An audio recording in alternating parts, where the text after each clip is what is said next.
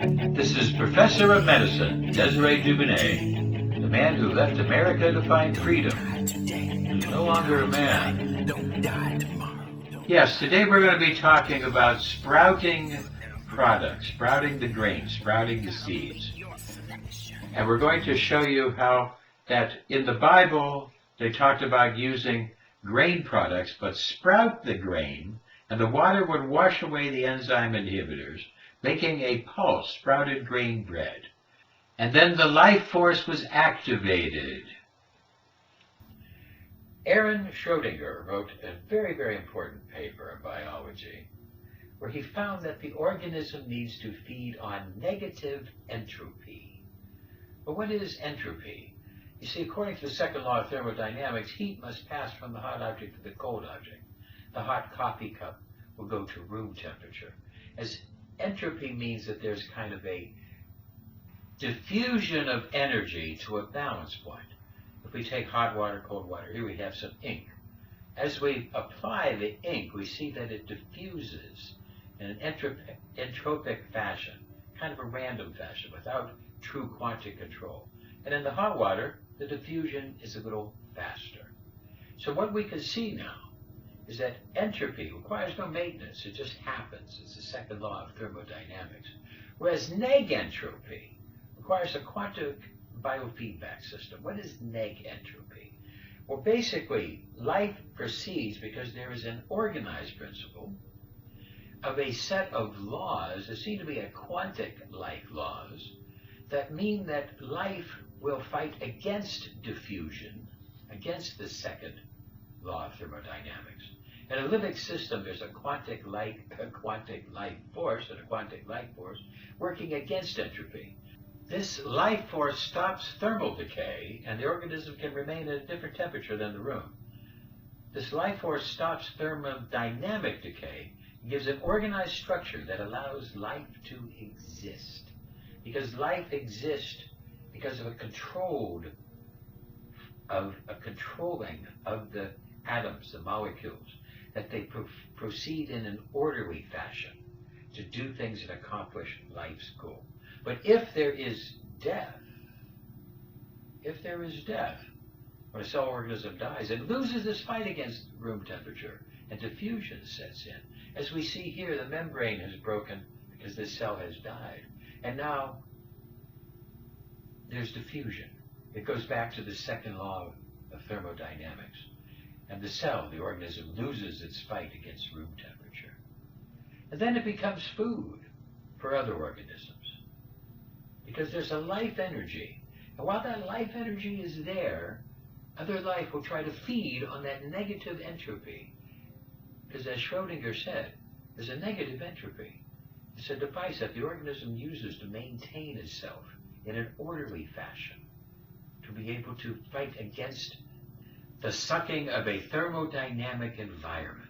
So, without doubt, organisms should feed on negative entropy. We need foods that have that negative entropy. And the number one place, we're going to find it in plants, because plants have that negative entropy. Plants are growing objects. And way back in the beginning of recorded history, we started to see people writing the Bible way back in Babylon. And they were writing the Bible, and they had a communication with God. They opened their spirit and had God consciousness coming in to guide them and inspire them.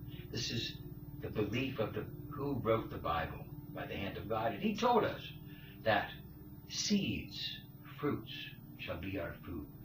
That these things which have the most amount of negentropy would be the best foods for us. And that way back in the Bible, back in Babylon, when the Israelites were taken captive, Nebuchadnezzar hired Daniel. And Daniel's men refused to eat meat because they knew that it didn't have the proper life force.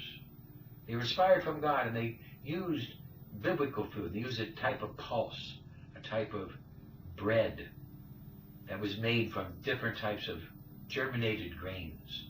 And one day Nebuchadnezzar challenged him and said, "My men eat lion, they eat meat, they're strong." And Daniel said no, his men ate pulse. And they went out into the field and challenged each other. And Daniel's men were much stronger, eating the pulse, eating the germinated seed bread, the germinated seeds, the sprouts. They had much more strength than the lion-eating men of Nebuchadnezzar. And God guided the men to write into the Bible this and other things. And basically, he was then able to tell us that the fruit will be the food and the seeds and the leaves for healing. The power of that life force to grow the controlled atomic molecular structure inside the plant, taking in the rays of the sun and the minerals of the earth, and making us the perfect blend of food.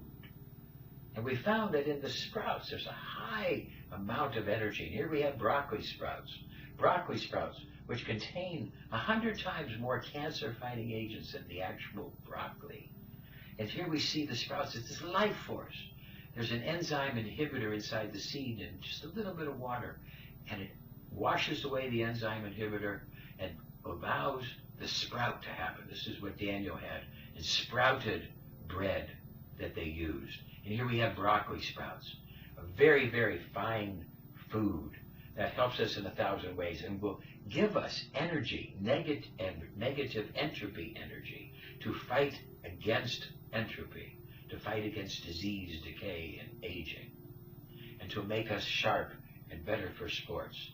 That we see the beauty and the expansiveness of the plants that have that fiber and have that energy from the sun, that were made the perfect food, as our people from the Bible told us.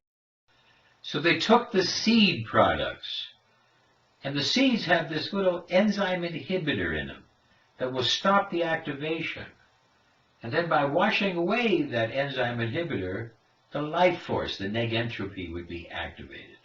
Now when they uncovered King Tutankhamun's tomb, and he was buried 1,324 years BC. And then they found this incredible tomb.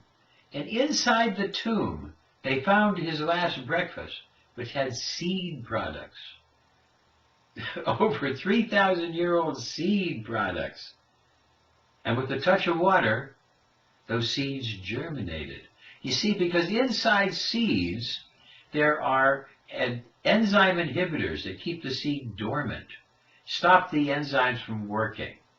These enzyme inhibitors that are inside the nuts, legumes, and seeds, these things can then be washed away with water. Just a little bit of water would wash away that, and then all of a sudden the enzymes would be able to work naturally, and then life would start.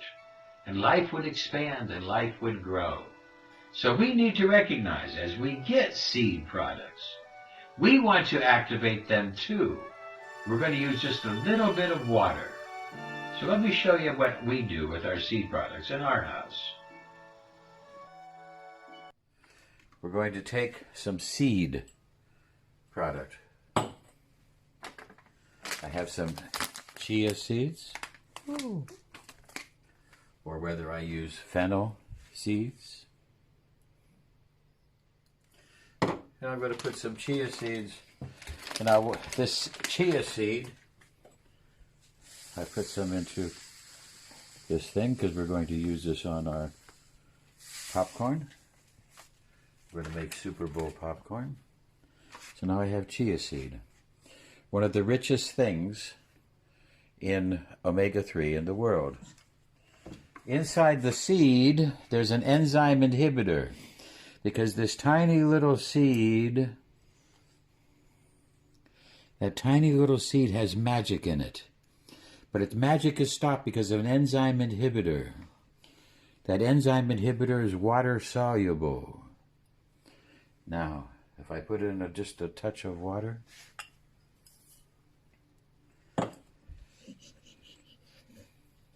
and I pour the water off,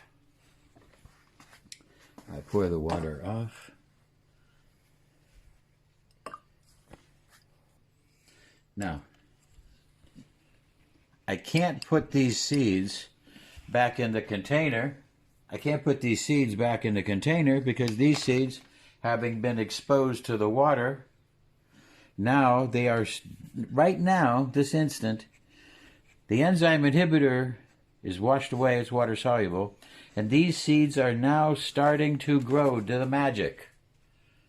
They're starting to grow to do the magic. Okay? Now we're going to be able to make our Super Bowl popcorn. Just that little bit of water to wipe away the enzyme inhibitors improves the nutrition. The enzyme inhibitors can inhibit the enzymes in your body. And by using sprouted grains and these other different factors, we can get back to harmony, just like they did in the Bible, when they learned a long time ago that a little bit of water would activate the life force and bring out the intensity of the nutrition. You can make it into a very nice bread.